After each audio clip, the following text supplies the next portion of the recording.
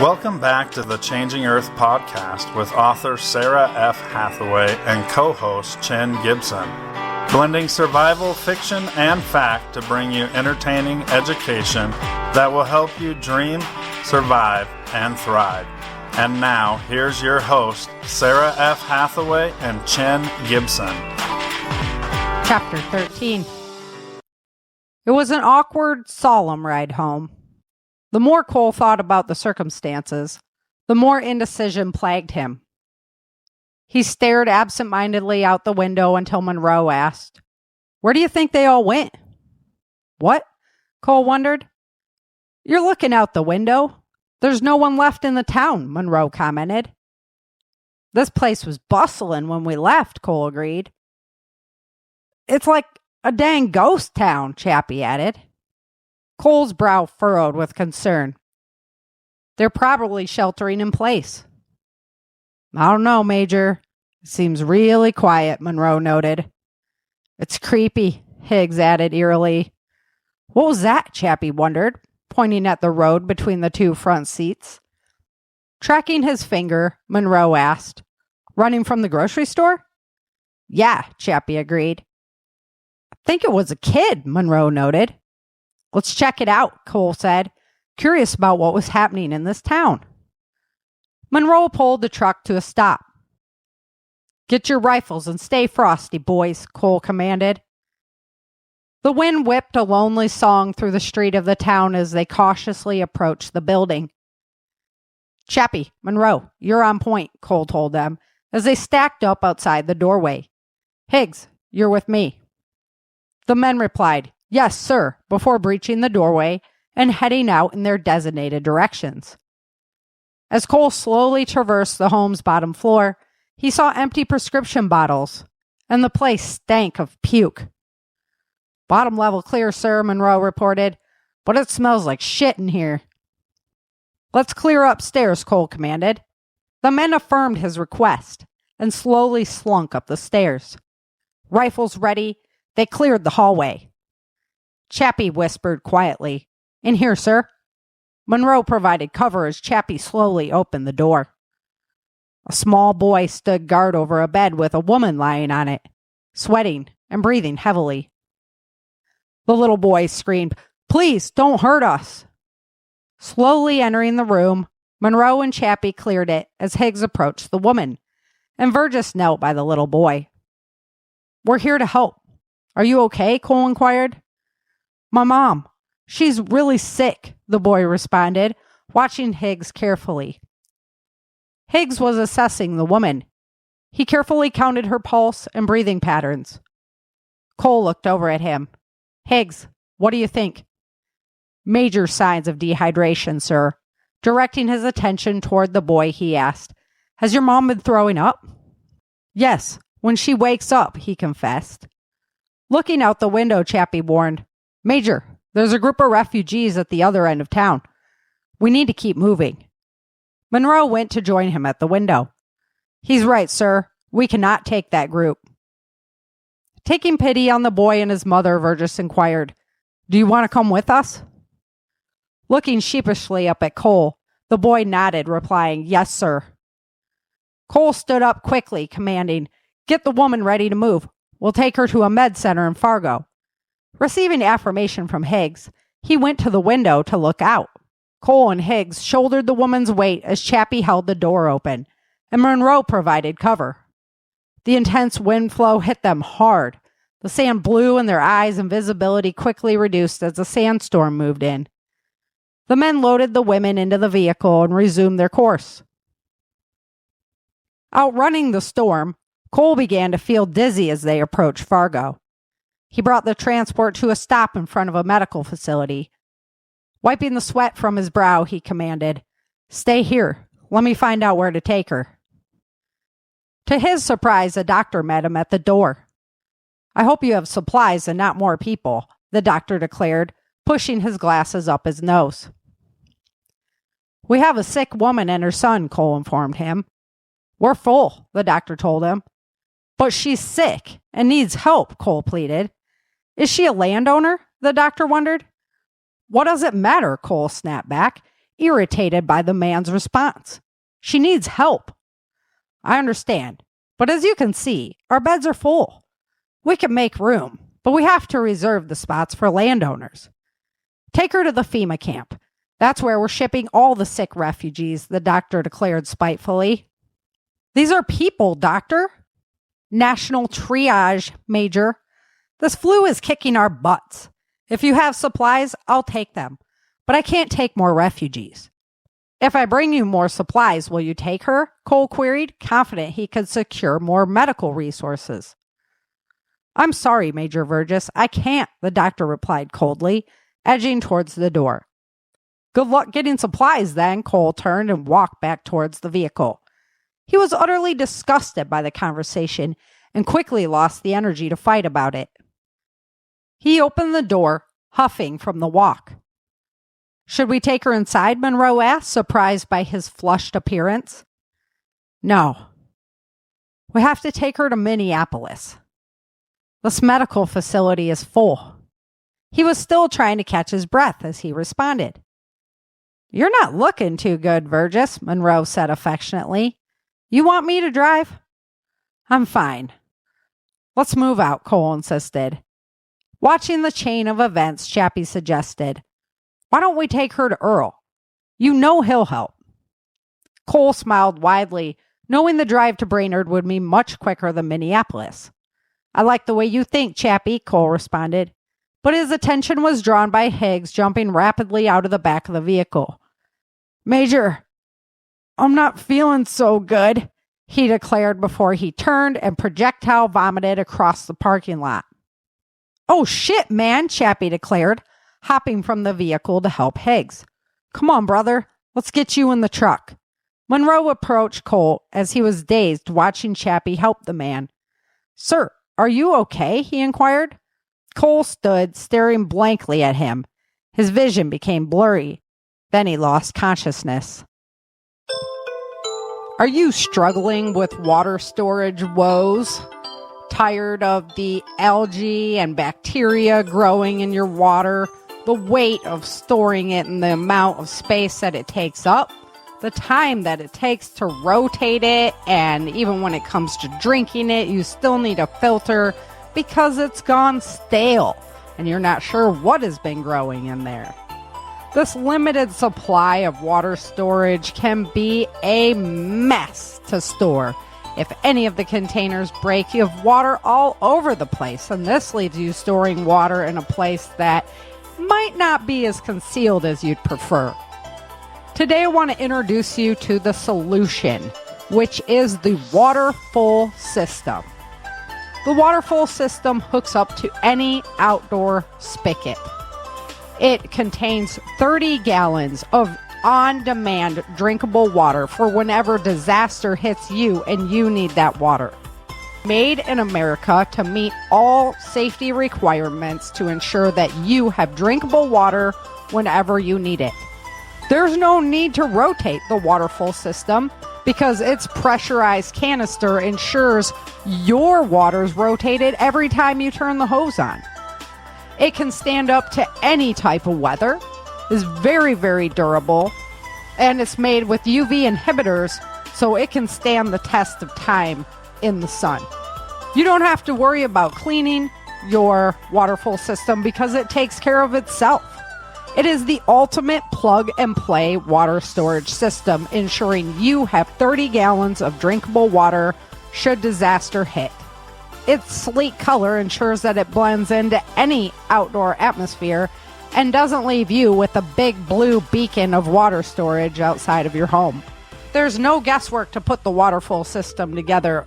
It is a plug-and-play system that you can have ready in about 10 minutes.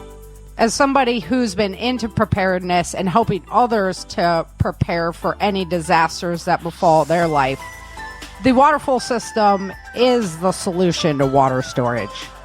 I highly recommend you go over to Waterfall, check it out, and use the code SARA, S-A-R-A.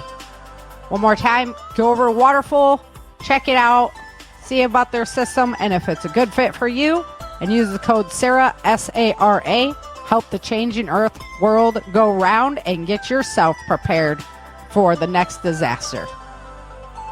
Hello, and welcome back to the Changing Earth podcast. This is episode number 408, season 15, episode 13. Hey, Chin, what's up? Cheers up. You stopped me before I spilled all the beans. Yeah, we were just having a little projectile vomiting conversation in the green room. The green room's a little rank right now. Yeah, it's a little dirty in there. You're gonna have to clean that stuff up. So, welcome back to the show, everybody. We just heard the chapter 13 of the novel Virgis. It's available in print or ebook. You can grab that off my website, changingearthseries.com, and I'll send you out a signed copy, changingearthseries.com. Also, episode 2 of the audio drama is out and live, so go check that out. If you haven't checked out this year's season, you are missing out big time. 5 Times August is doing the music. Oh, well, not only 5 Times August and others, but he's definitely the featured musical performer this season. And man, his music just really, it fits so perfect. It does. Yeah. It was good.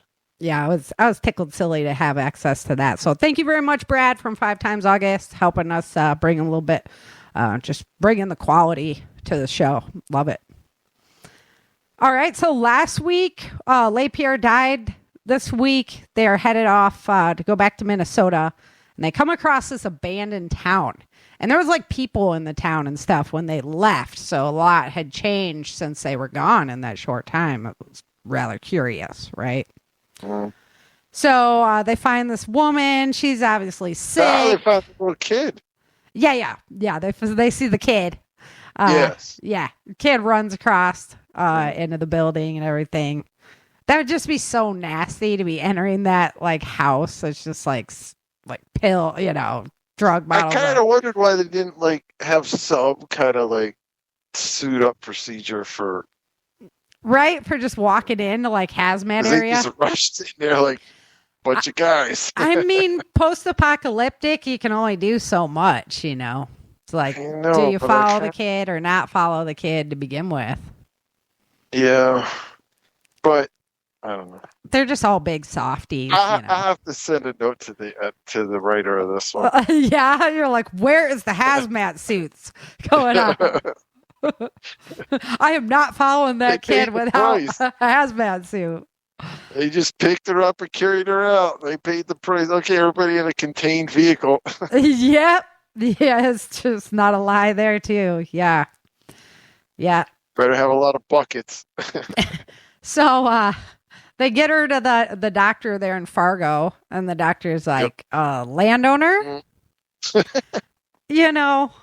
What does that matter? Prioritization. Mm-hmm. It's sad how much that happens in our world. Virgis was not too pleased. No.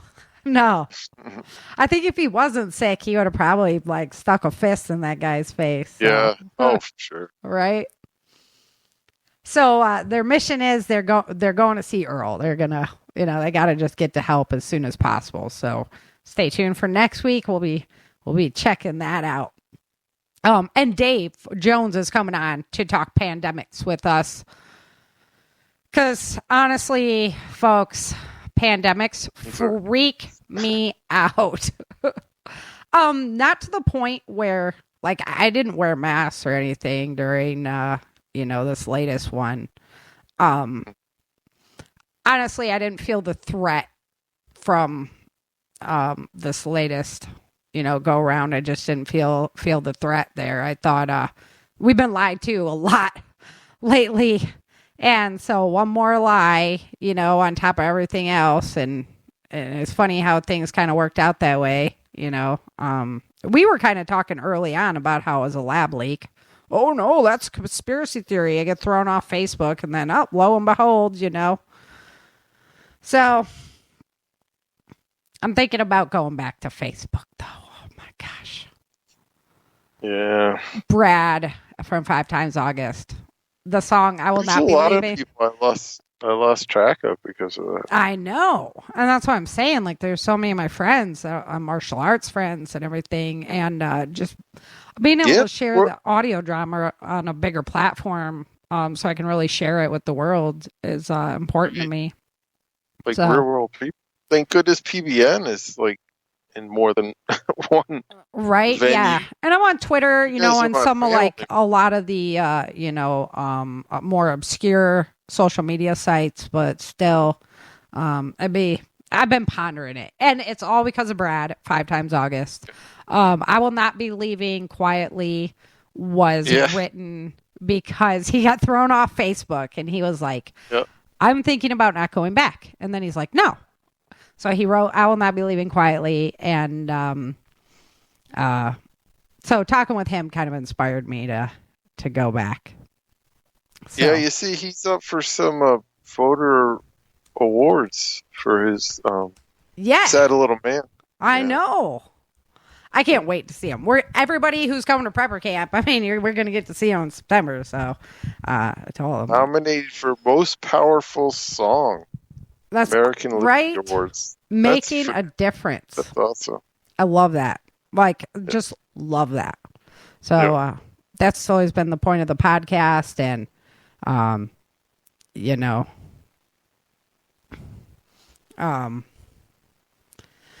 so we're just doing the best we can. There's a whole lot more, I guess, we don't say these days than we used to. I mean, I don't think I ever thought about it when I first started. And so... Well, I guess we should not be leaving quietly. We should keep our voices loud and challenge because that's what America's all about. All right, so we're talking about hard times today. We got some nitty gritty content today, but it's really my.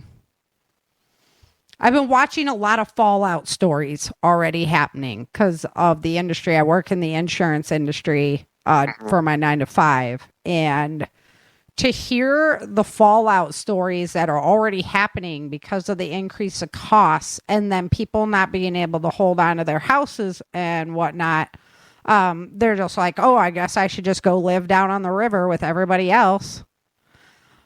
Really, really sad.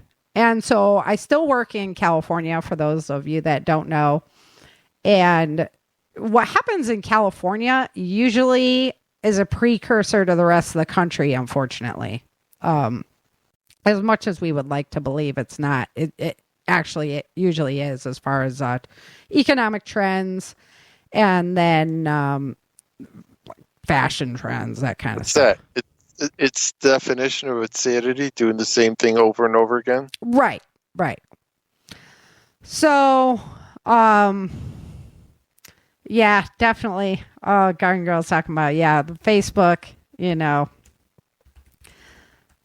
it does keep you in touch with the people that you love. So anyway, California, that's where a lot of my friends were. And the amount of overtaxation that Californians are faced with, like when you're living there, you don't realize how oppressive it is until you're out of there. How can you not, though? No, you don't. You're just like, oh, it's this much for your kid to ride the bus. It's that much to get this. It's this much to get that. But like, it's not. Like, obviously, gas prices, okay.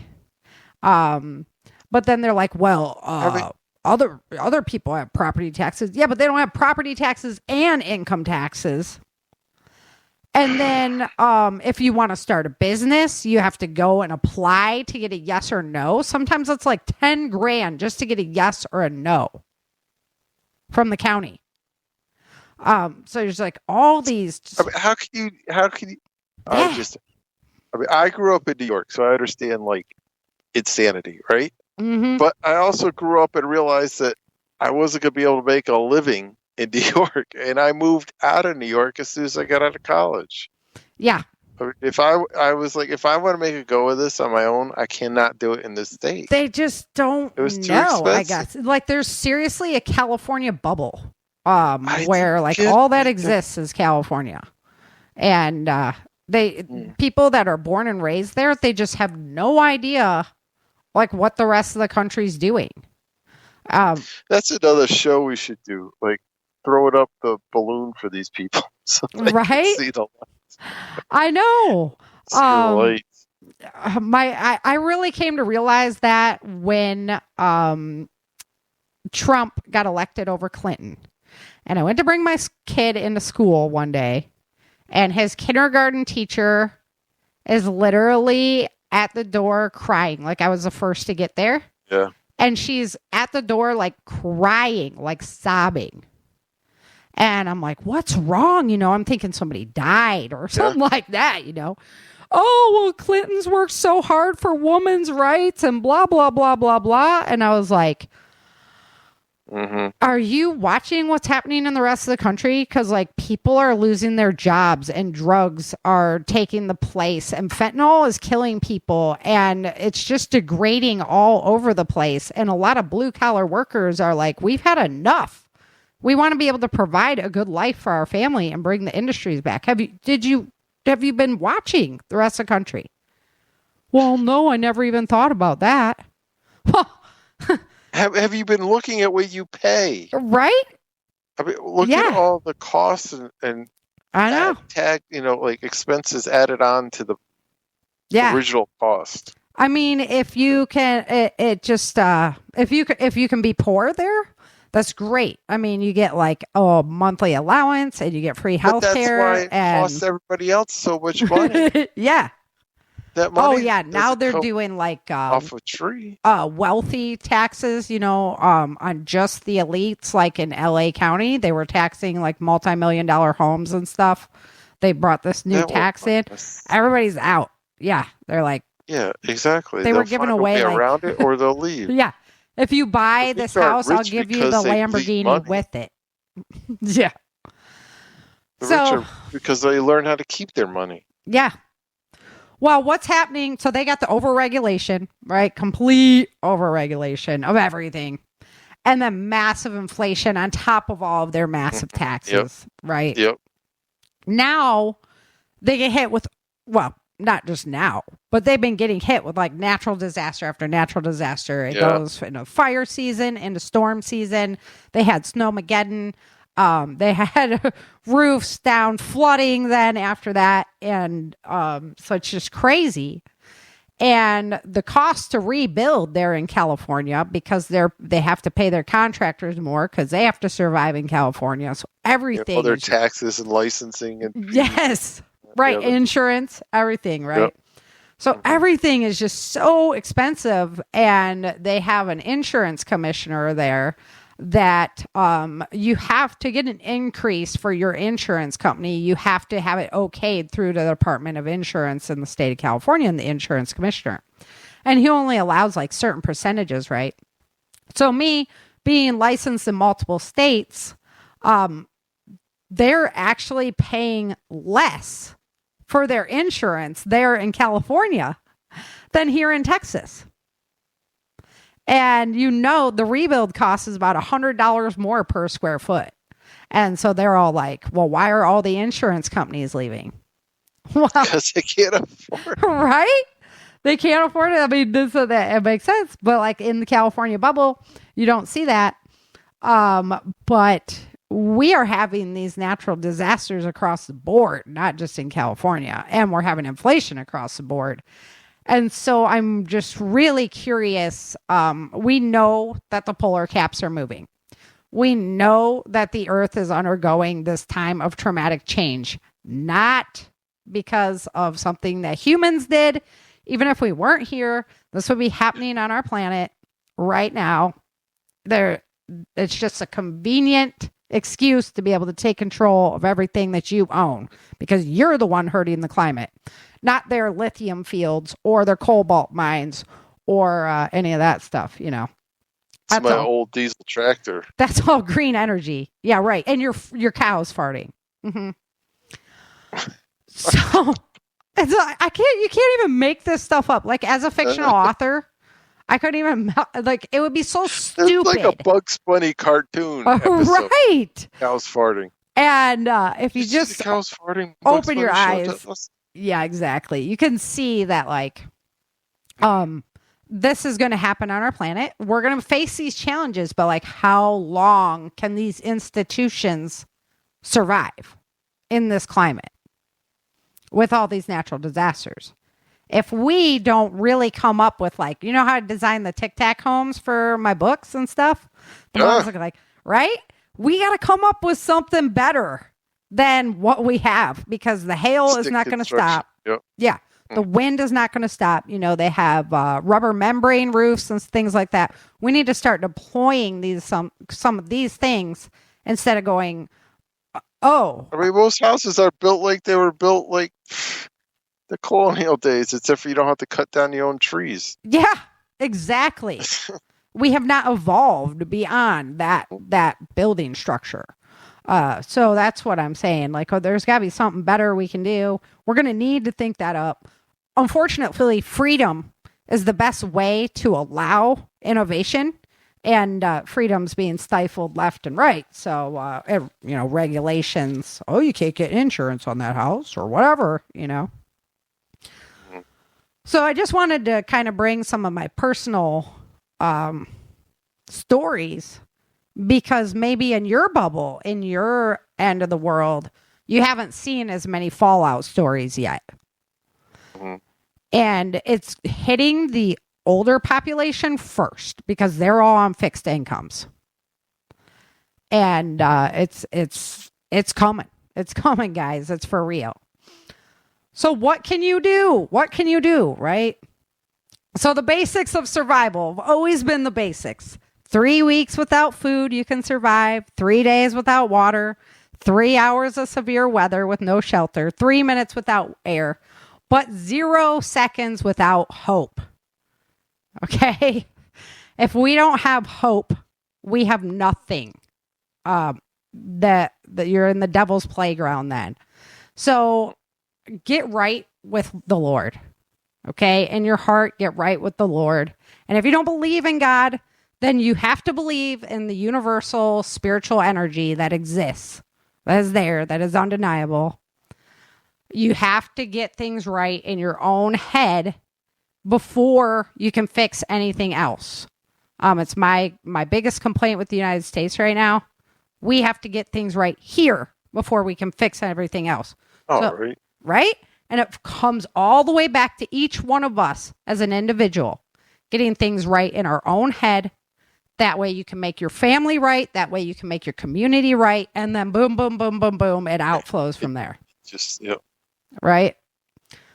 So you got to come to terms with things that happen in your past. We're not looking back anymore. We're looking forward. And we have to look forward because that's the way we're going. So, there's your past, you can't change it. Exactly. I mean, you can learn from it, but you can't change it. Amen. There's nothing you can do. That's already gone and done. But what are you going to do about tomorrow? And what kind of headspace are you going to live in today? We have, we live, eat, and breathe survival information and disaster stories. And disaster is chaos and opportunity mixed together, right? Mm-hmm. So if you are not in the headspace to hang on to a new future, then you're going to go down. So that would be my first suggestion. You got to get right with the Lord. Get right in your own headspace. Learn patience. Learn caring and understanding. Because our first world problems are going to seem like the stupidest thing you could have ever been complaining about. If you're fighting with your wife over leaving a toilet seat up or down, okay, none of that stuff's going to matter very much. If you're fighting with the barista about your pronouns, yes, that's not going to matter. It's not going to matter. Get a grip. You're trying to feed yourself or trying to, right? Stay. Exactly. You have to get right with yourself. And unfortunately, a lot of people aren't there. So that's like a step one that we have to take care of. Because like I say, you're suddenly in the middle of what's happening in Venezuela. And none of that is going to matter. Keeping your family safe is going to matter a whole lot more than what pronouns you're using. Okay, so our economy. our economy there's really no saving it at this point. That's what's happening. There is no saving it from where we're at. We're so far in debt, so corrupt, so distorted that it will crash. They might be able to put Band-Aids on it and bridges on it for a little while. But honestly, then it's going to be your children's problem or your grandchildren's problem to deal with. There's no saving the system as it is now. So that's just it. Now, I'm not an expert on like gold or silver or crypto investments. And if money is your primary concern, then you need to do your research and figure out what's right for you. That's not what I'm going to talk about. The only thing financially that I am sure of is when the economy does collapse, interest rates will skyrocket. So if you have any variable loans, credit cards, your home's a variable interest rate, things like that, get rid of the variable interest rate now. I know it's really hard for us to just clear all debt. That sounds great and like great goal to work towards. But what you can do now is get rid of your variable rate stuff, right? Get rid of the credit card. If you have to use some investments or whatever, they're going to make it much harder in the future to take money out of money markets and that. I've been reading articles on that. So now is the time to do it. Like if you have an investment and you have this variable rate thing, credit card, it's at 12%. It could be at like 50% tomorrow, when this all goes down.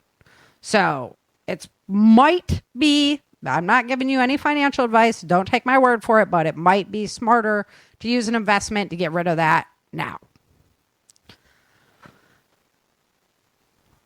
What do you think about all that? I'm not the financial person.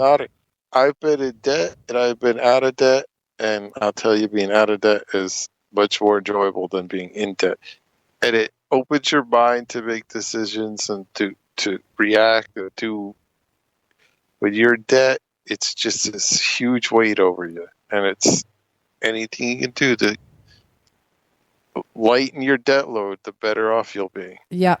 Even if it's like I can't go to the movies this week, or I can't go get my on Starbucks coffee. Lavish. I mean, my wife and I found free movies because of our employment that we could go to. We did. It was like $5 for popcorn and soda, and the movie was free. Mm-hmm. And we did that for date nights for a couple of years when we were just working out. When I lost my job. Yep, getting rid of the debt. Tough. Yeah. Yep.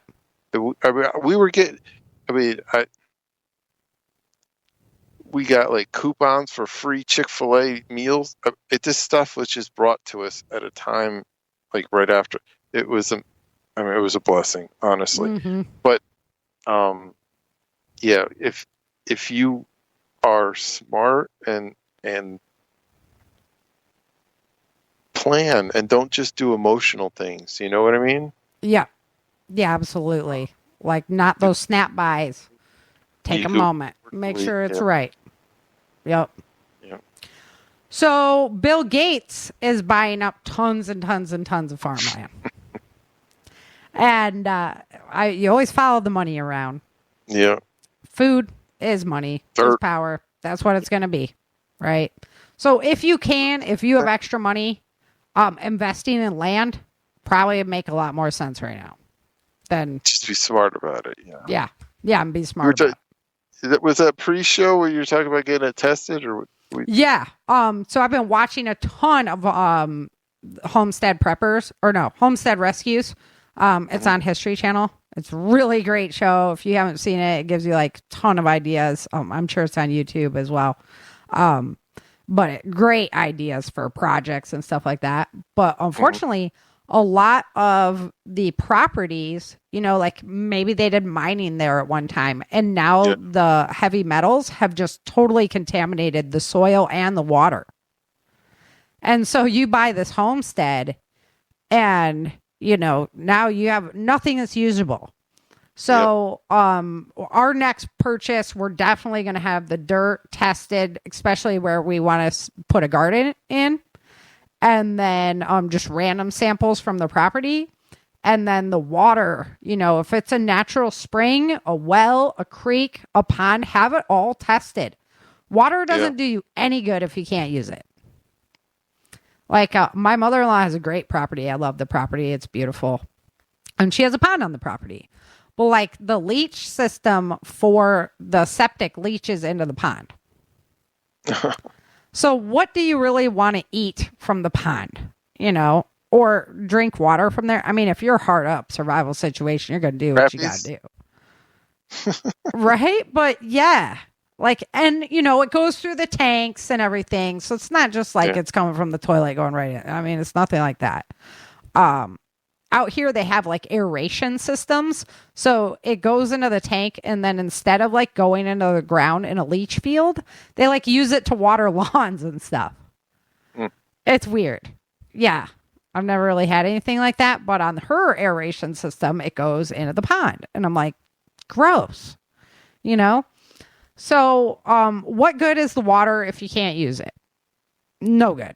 Then it's just a problem, So make sure that you have that looked at. That's one of the biggest things that, you can pick up as an overall theme from that show.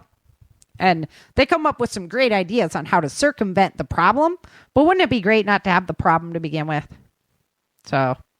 Yeah, right. Yeah. If you could pick between a couple different properties, pick the one. Because you'll have setting up the homestead, you'll have plenty to do. Yeah, without, Yes. Unless you need to like mitigate issues and just, the more you're doing like building and infrastructure, the better. Mm-hmm.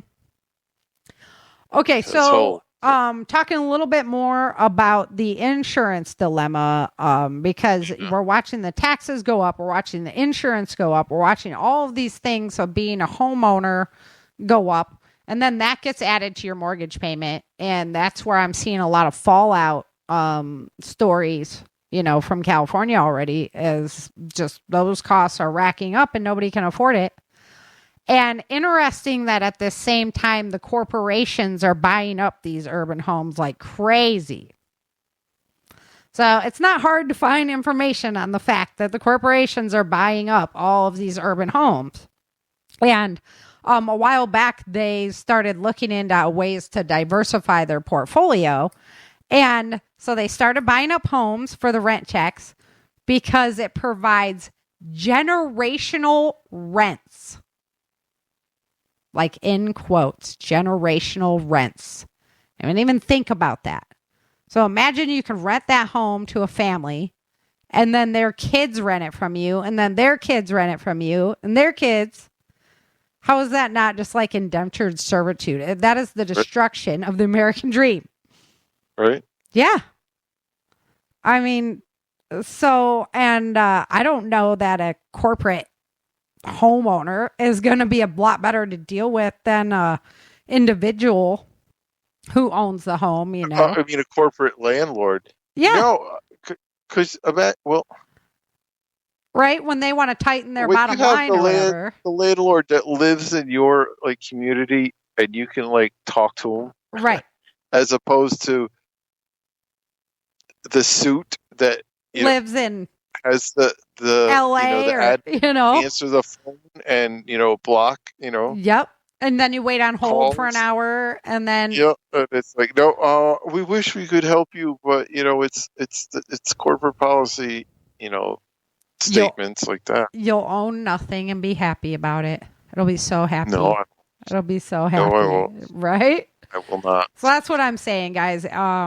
That's why you can't have the variable rate stuff, because as this is going to happen. And so as everything gets more expensive, you got to make sure that you can still afford what you have. And all those like no interest, like zero payments for whatever months, or the like the car loans and stuff where they get you, or the it's good if you make a plan when you first get it to make sure that it's paid off ahead of time. Yeah, it's like, because if you don't, You're screwed. Like you get a new phone and it's like they put it right into your pay monthly. Mm-hmm. You know, but if you're trying to get out of debt, all those little payments add up. Yep. That's true. So true. Yeah. I saw a thing where auto loans are getting ready to bubble. And yes. Commercial property, commercial real estate, like businesses and stuff is starting to burst. Like we did in like 2008 with the real estate market. Yeah, it's coming. Because the autos are so expensive right now. Okay, and don't even get me started about these electric pieces of crap. I'm sorry, but I didn't mean to but that they are trying to be like, oh, this is green energy. That is the biggest fallacy. Guys, you just posted a picture about the mine. The cobalt mines. Thousands of people in Africa toiling away as slave labor, pretty much. Half of them are children, so that we can have an electric car here in the United States. I don't have an electric Disgusting. car. Oh, me neither. I won't touch them. Disgusting. And they're getting ready to open up the second biggest lithium mine in the world in Nevada. And you could be outraged and say, oh, well, how could they do that in the United States? But why is it any better to be anywhere in the world? This is just ridiculous. There's so many I've seen vehicles that run on water and gasifiers, and there's solar. There's options we have besides lithium mines and these cobalt mines. It's really, really gross, guys. I can't believe they're like, oh, don't use coal. Charge those? Okay, so you're talking about the manufacturing, about the usage. How do they charge the batteries? Right. I mean, that electricity is being generated somehow. Yep. And there's not enough wind or hydro or to charge all the cars. So that's the thing. They want you to switch to the electric cars. They want the car industry to switch to only making electric cars. And then they're going to go, well, there's not enough to go around. So we're just going to have a few cars for this city. And then when you want a ride, you call the on-demand vehicle that automatically drives itself to your house to pick you up. Yeah. Yes. Yeah. If your score is good enough for you to go out that day. They're going to do that with electric cars. And since you live in the corporate house, we'll make sure your door doesn't open. Right? Your corporate credits only give you bugs and roach milk for dinner tonight. I mean, this is ridiculous. So I said at the beginning, disaster equals opportunity and chaos put together. So the opportunity is they want to control it when all is said and done. They know that the earth is getting ready to rock and roll. They have bunkers ready. The elites all have them all ready to go. They know that the earth is, that our economy is getting ready to rock and roll.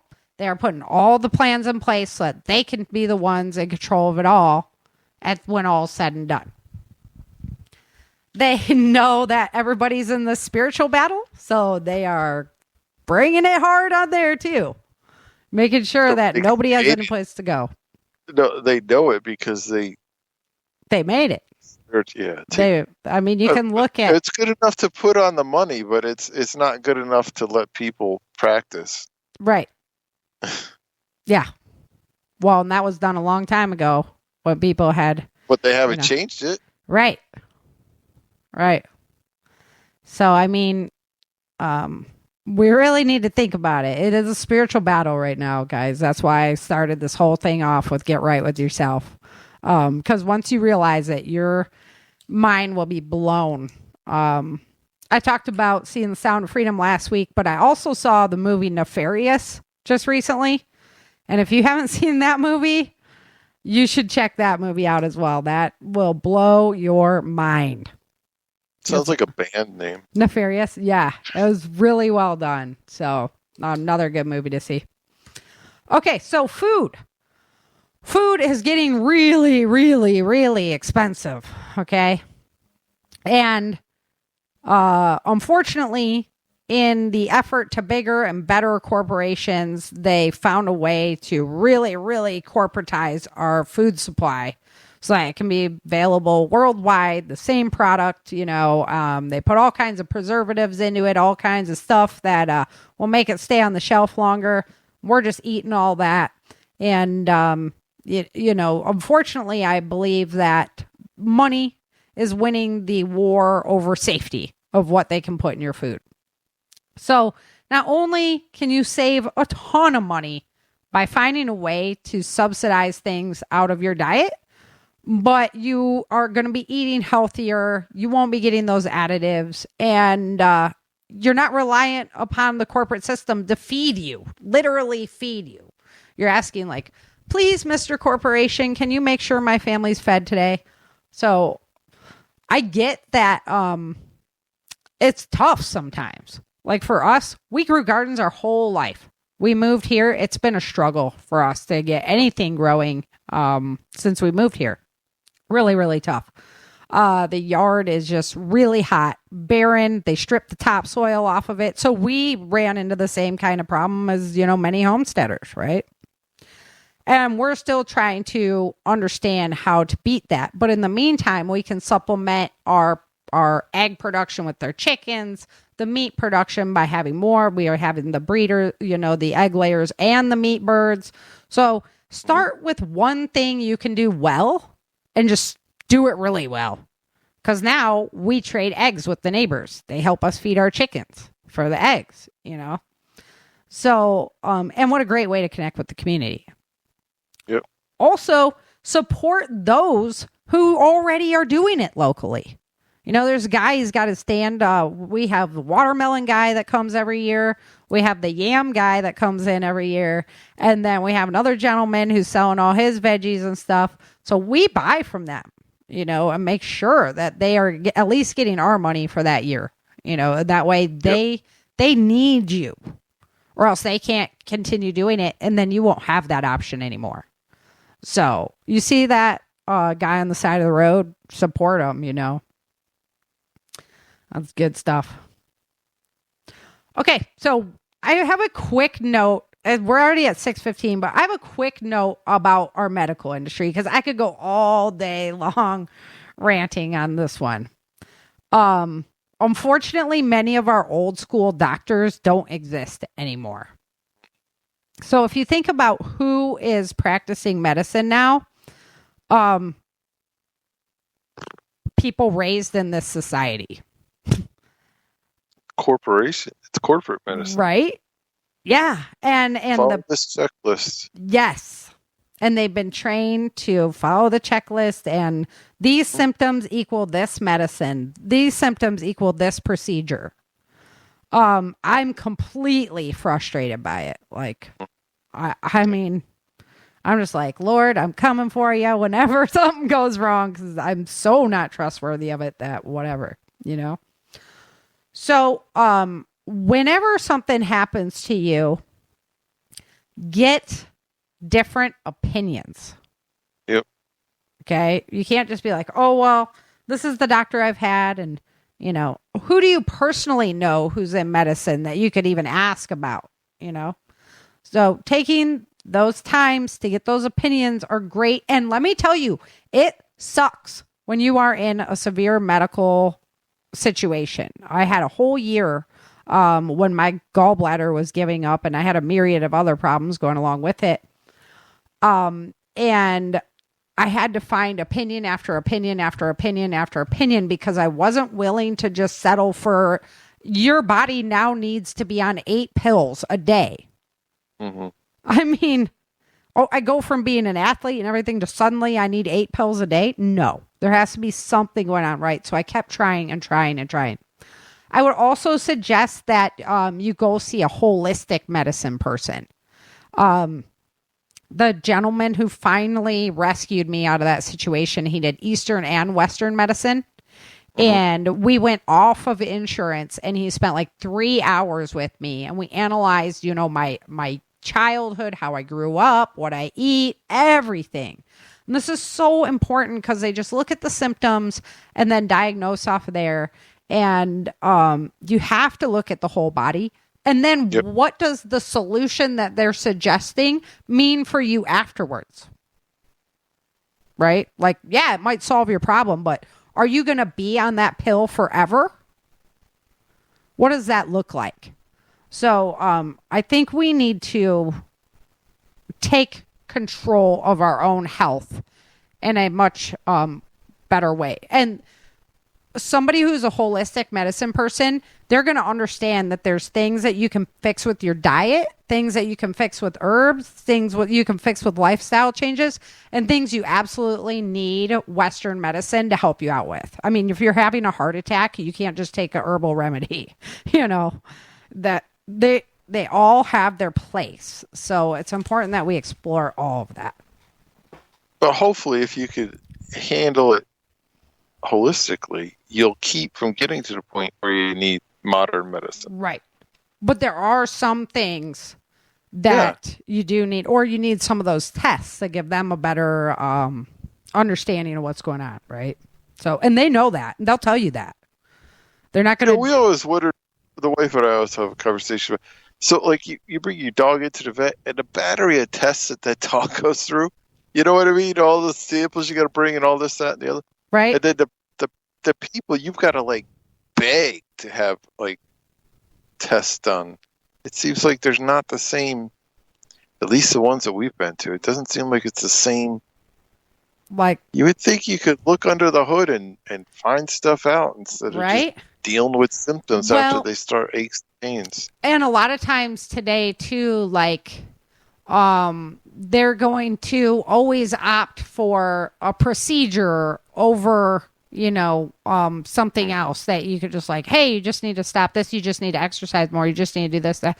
Oh no, you need a surgery on your back to, Yeah. So that's my issue as well. And sometimes it's like, oh yeah, come in for a physical. We'll do all these tests on you just so they can find something that could be potentially wrong. So you need to take medicine. And then because you were taking that medicine, now this is screwed up, so you need to take that. You know what I'm saying? So that's where I get frustrated with it, because trust has been so eroded. So you had a great quote that we're going to bring in. Whatever you resist persists. So if you are fearful and not hopeful, those circumstances are going to continue persisting for you until you deal with them. Yep. Yeah. If you don't deal with it, it's not going to go away naturally. Naturally, it's going to get worse. Yep. And that's why first thing to do is take a look inside and go, what do I need to fix here? And then what do I need to fix about my house, my relationships, my economic status? Your career, anything, right? Right. Yeah. Anything. Everything. Mm-hmm. And then... If you just ignore it, it's not going to go away. Right. So hopefully you guys, we talked about some problems, but we have solutions. We have answers. And, getting yourself to that better place, first of all, it's going to make everything out there seem easier, even though they want it to seem so oppressive and dividing. It doesn't have to be, as long as we think rationally, feel comfortable in our own skin, keep our head on our shoulders. That's what I like so much about the group of people that are drawn to Pepper Broadcasting Network. Absolutely. They're not just, clickbait people. They're not just screaming at the mountains. Everybody's working to help each other. Everybody's working to find solutions, sharing tips. It's just a great group of people to hang out with. I agree 100%. You can take any kind of problem to the Prepper Broadcasting Network community and get it solved in like 4 seconds, pretty much. You put one question up and it's just like, bam, bam, bam, bam. Okay, here's your solutions. Such a great think tank as well. Okay, let's get into some Changing Earth news. Oh boy, you're going to make Sarah go into, what was it? The Micro Machines guy? Here we go. All right, Changing Earth news. So this is Changing Earth news as of July 16th, 2023. we had a departing sunspot do a plasma release. It is not directed at the Earth, but we have these little cords that hook us to the sun so we don't get lost in orbit. And the energy from those can travel down that cord to the planet and energize our planet at the poles. And that is currently what's happening, causing a little excitement here on Earth. And to that respect, we had a 7.2 earthquake in Alaska.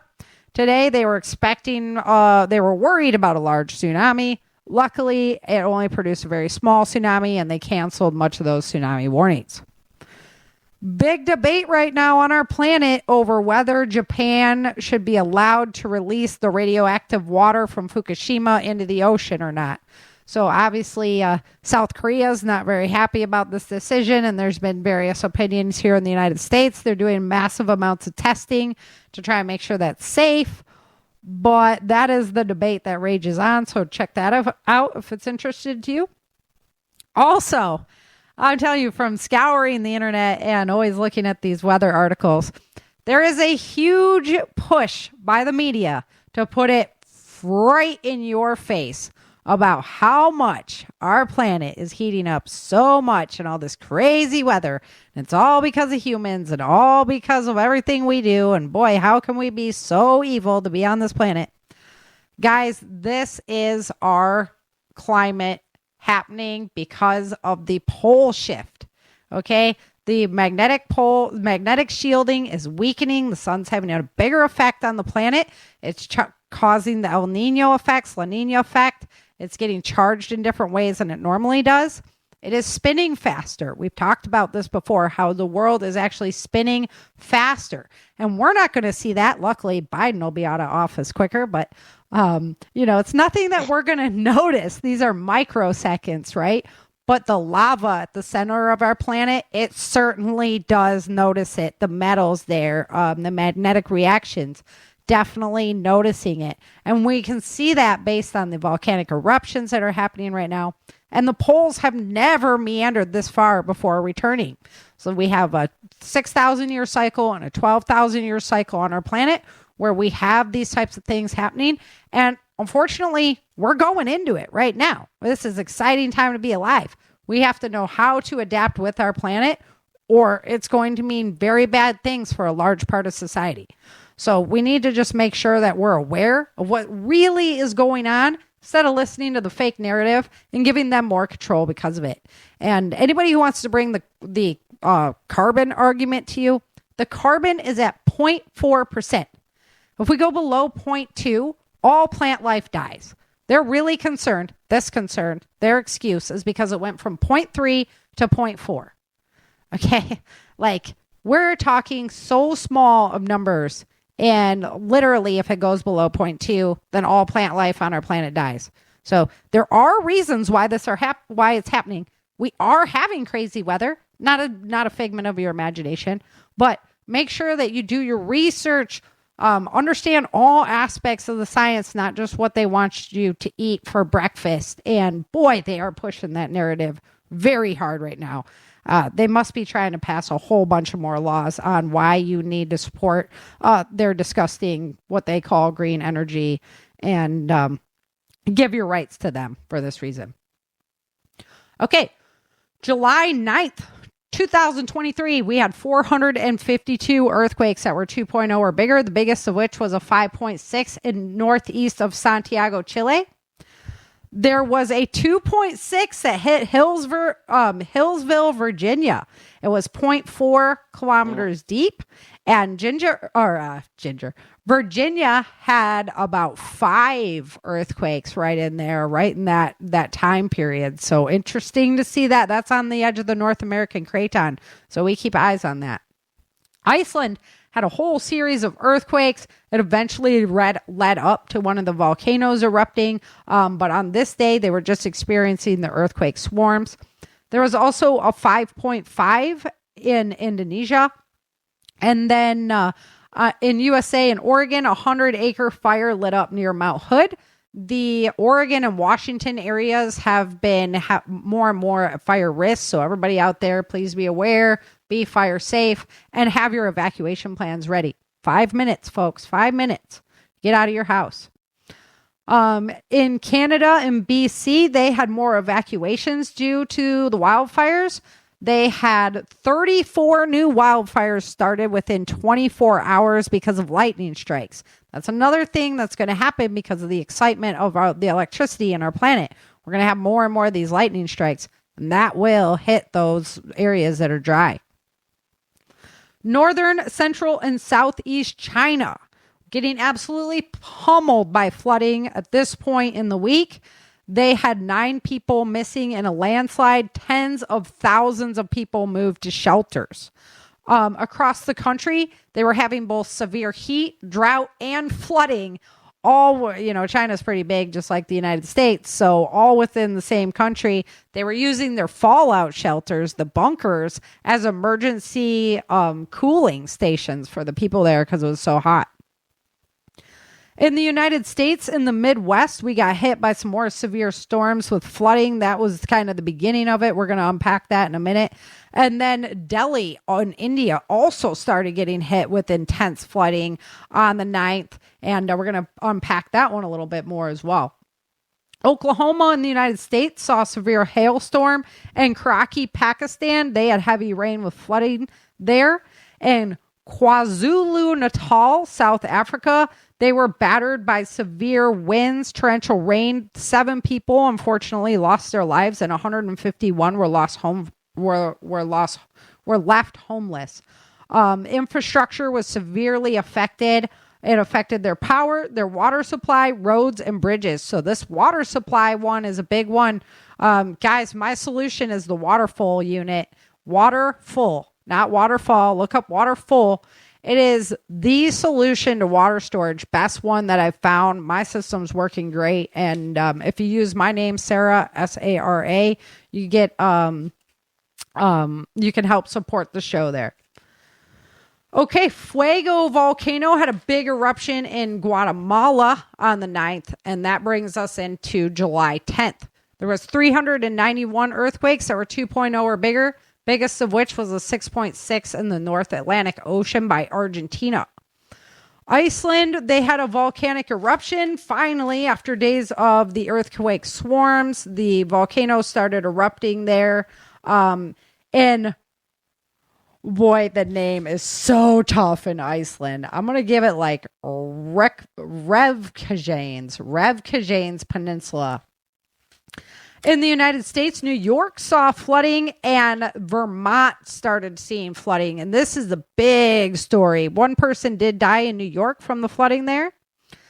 And then in southeast United States, they were bracing for more record heat. It was hot as heck here. In Japan, they were lifted to their highest level rain warning that could be issued. 2 people died. 6 people went missing in that flooding, and tens of thousands of people had to be evacuated from Fukushima and Oda prefectures. 600 millimeters of rain fell since Friday, and another 100 millimeters were expected to fall. In New Delhi, India, the rain continues. 22 people died in that event. 112% more rainfall than they see on their average. So it is just getting, it's getting worse and worse every day there. In southeastern Florida, the Saharan dust cloud arrived, darkening skies there. And then in Delaware, there was a very rare tornado touchdown in Delaware in Middletown. So that was definitely something to note. We saw homes and vehicles both sustain damage from that. And then in India, Kashmir and Jammu were hit by a 4.9 earthquake that was 10 kilometers deep. Afghanistan also had a 4.4 earthquake. There was a 5.6 near Santiago, Chile. And China, 2 more people died due to the harsh weather, flooding, and then the heat as well. July 11th, the earthquake risk was extremely high, but there was only 385 earthquakes that were 2.0 or bigger, the biggest of which was a 5.2 by Chin's favorite. Are you back, Chin? I saw you dropped out South for a minute. Sandwich Island. You got it. I peeked in out for a second. Yeah, by South Sandwich. 5.2 there. No tsunami warning. Everybody was good. Very nice. Yep, right. And then Iowa was hit by severe storms with golf ball size hail. In Kanto region of Japan, they received heavy rain and hail. Wisconsin, there was a wildfire that started. It was 800 acres that burned. And they saw wildfires in Michigan. So that was a little bit odd for that to be lighting up. There was a 6.6 earthquake near the Caribbean islands. No tsunami reported. A 6.4 in the North Atlantic Ocean. In the United States, the Virginia flooding, New York flooding continued on the 11th. And there was a 6.2 earthquake in Barbados. This flooding event that happened in Vermont turned out to be one of the historic flooding events of all times. And they had more rain expected as of July 11th. July 12th, there was a low earthquake risk, but there was 380 earthquakes that were 2.0 or bigger. The biggest of which was a 5.0 in the Indian Ocean by Indonesia. In the United States, in the Great Plains, we're talking Nebraska to Kansas. Crops have been decimated this year by first the flooding in June and then hailstorms in July. Oklahoma also had hundreds of birds killed by hailstorms. And then the Wisconsin wildfire was 99% contained. 8 firefighters were injured fighting that fire, and 20 structures were burned. In Bolivia, in the Bolivian National Park, 4,000 acres of pristine forests were lost in a wildfire there.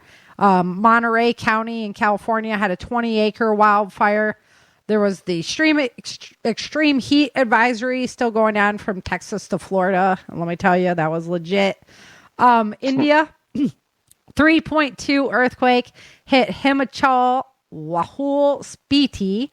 In the United States, there was a 3.1 in South Oklahoma. So I always keep my eyes on those. That's, again, the craton. They do a lot of fracking in Oklahoma, which can cause earthquakes. But as soon as we see earthquakes there, you're kind of talking like New Madrid area, the North American craton. So we have to keep our eyes on that. Bosnia and Herzegovina, they also had a 4.2 earthquake that was only 7 kilometers deep. On July 13th, there was 382 earthquakes that were 2.0 or bigger, biggest of which was a 5.3 in the North Pacific Ocean. The USGS actually raised the volcanic level alert to 8 on July 13th, and they were actively monitoring the U.S. volcanoes. In the United States, Chicago, Illinois, they had a tornado touchdown near O'Hare Airport. Grounded flights there, right near O'Hare was big news. They had over 11 tornadoes touch down there in Illinois in total. And then they also had a touchdown in Western Michigan. Kind of odd for that to be happening in that area. A little bit. The lakes can really get ripping. In the United States and Georgia, okay, this is a weird earthquake. A 2.0 earthquake 2 miles south of Vernell. And I say it's odd just because those plates there are pretty, they're not fractured. And so to have an earthquake there is interesting. I don't really know what's up with that story. If you ever watch Dutch Sense, he probably went into details on what his thoughts were on it. Alaska started having some earthquakes on the 13th. They had 2 quakes in Kingfisher County and then a 3.5 in Denali National Park. India and Delhi, the flooding started getting so bad they were now evacuating people out of the area. In Vermont, 1 person died because of the flooding there. They had a lot of property damage from that flooding. And then same story in Japan, the flooding continued and the heat just took over China. So they're just getting raked by it right now. July 14th, there was 341 earthquakes that were 2.0 or bigger, biggest of which was a 6.5 in the North Pacific Ocean by Oaxaca, Mexico. In Iran, over 600 people had to seek medical care after they had a severe dust storm move in. So those are mostly respiratory ailments that happen from those dust storms. A 4.6 earthquake hit northeastern Maui. There was no tsunami threat detected. A record heat is going on up in Canada, which is causing the record wildfires, and the smoke is moving into the northeastern United States again. Mississippi and Louisiana were hit with extreme flooding. Homes, businesses flooded. They had vehicles washed away. It was some deep water going on over there. I was surprised to see that story. And then in northern India, they had flooding across the board. So this is not just reporting on Delhi. They had flooding across the board. They have 100 people that died in the last 2 weeks from the severe flooding going on there. In Minnesota, 20 counties were under severe storm watch. They got golf ball size hail, which destroyed many crops there. They grow a lot of corn. They grow a lot of blueberries and things like that. And the hail does not do wonderful things for those plants. And the blueberry plants take time to grow back. So that was kind of devastational. There was a 6.4 earthquake near Chiapas coast in Mexico.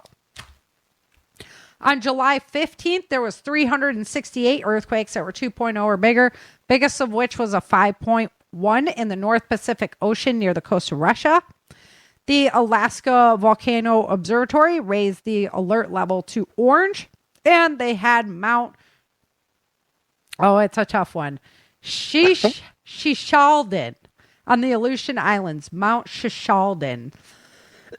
It erupted 40,000-foot ash cloud goes up into the air. They were warning air traffic about it because it can create problems for those airplanes. Ireland saw severe storms, property damage, huge lightning events there.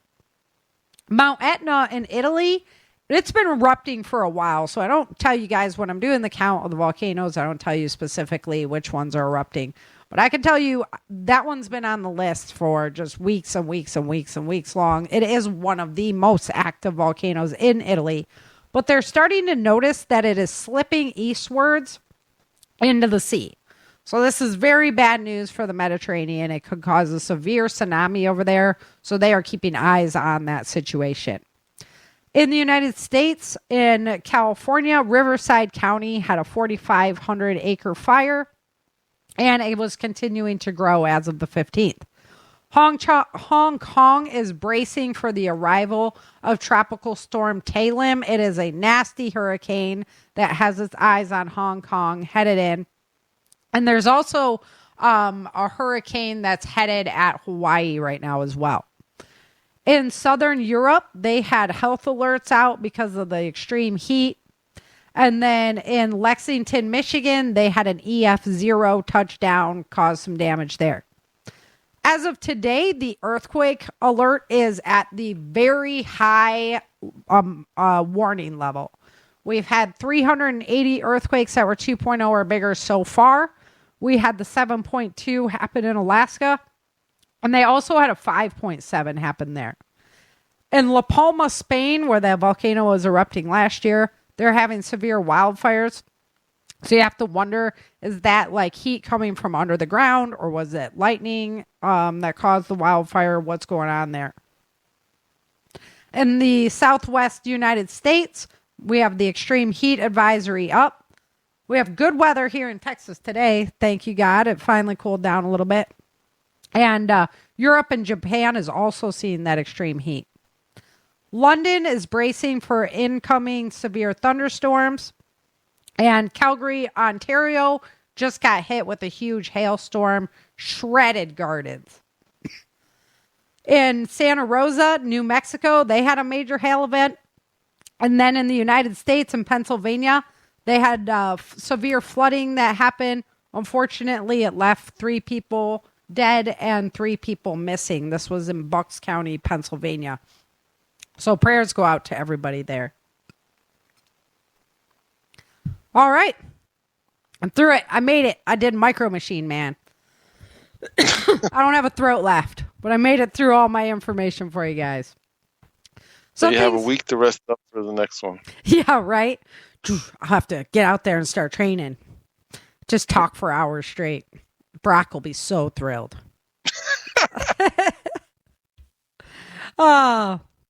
Some crazy stuff going on our planet is no doubt. And being somebody in the insurance industry, I'm like, how do we just keep rebuilding? How, you know? I mean, you know what? We've studied what those homes look like after the flooding, right? You got to take out the drywall, the carpet. You got to go down to, back to boards, get all that dried out. It's going to be a mess for them to clean up there in Vermont. And now Pennsylvania got hit as well. So then with all the Mississippi getting hit in Oklahoma and then all the hail events, it's just really rocking and rolling this year. So we'll have to see. I don't know. We'll just keep staying hopeful and working forward. I'm telling you, if you guys got good ideas on how to build the next home in the future, you better start marketing them right now. Yep. We're going to need them. Oh. Alrighty, guys. Well, we're already a little bit over, like 15 minutes over, but I knew it was going to be a great show. A lot of fun to do. And hopefully you found more hope out of this show today than you found it anywhere else. And, guys, thanks so much for listening to the show. Please go over to changingearthseries.com. Become a subscriber. You get early release of the audio drama. So you're a week ahead. You get access to behind the scenes content and a lot of downloads and things like that I've put together to help keep you safe and prepared for whatever life throws at you, whether it's, man-made, human-made, or natural disasters, that kind of thing. So, I really encourage you to get over there. Check it out, changingearthseries.com. And until next time, remember, dream, survive, thrive. Thank you for joining Sarah and Chen for this episode of the Changing Earth podcast.